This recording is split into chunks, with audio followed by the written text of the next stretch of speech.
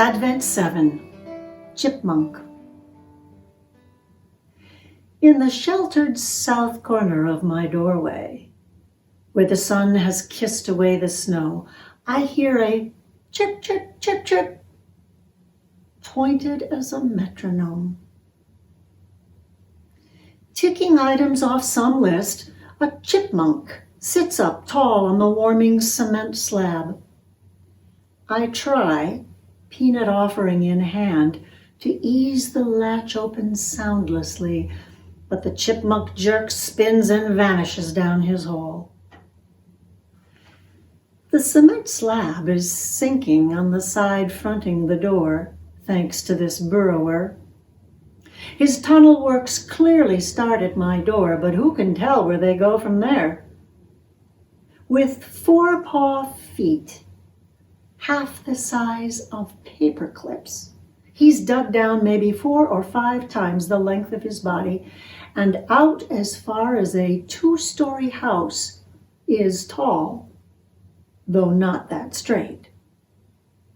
Up in the wide, bright world this morning, he's taking what's apt to be his last sunbath for a while.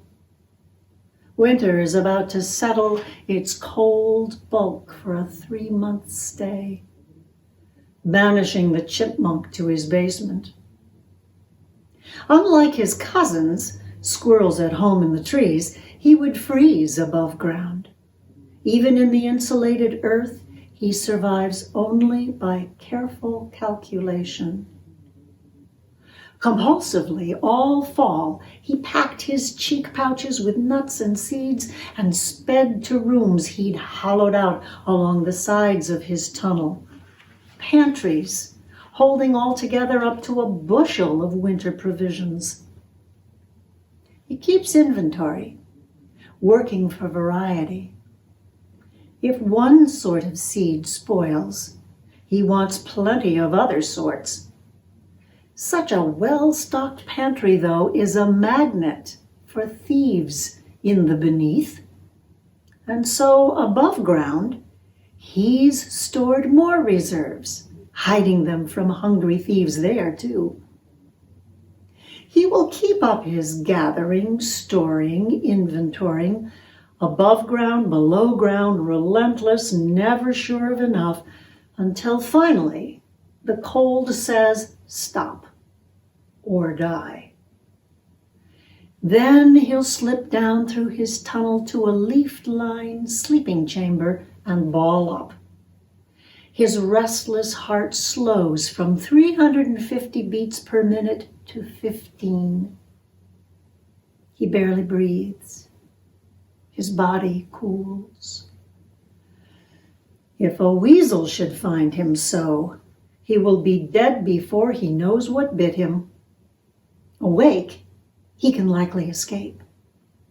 So he sleeps in snatches, a few days, a couple of weeks, pulling himself up out of torpor to inspect the tunnel, the exits, the pantries, and to eat.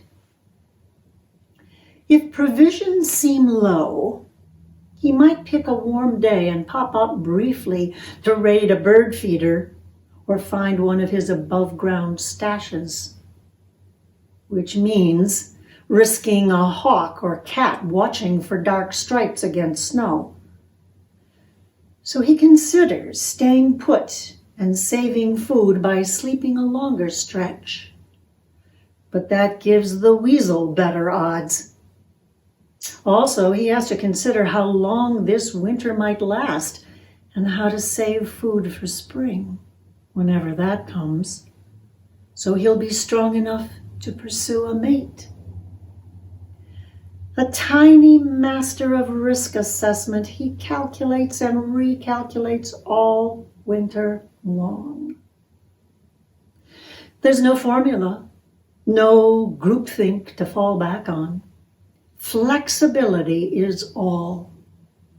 Each chipmunk must, for and by himself, consider which of several choices will most likely bring him through the cold, dark days to the other side of winter, strong.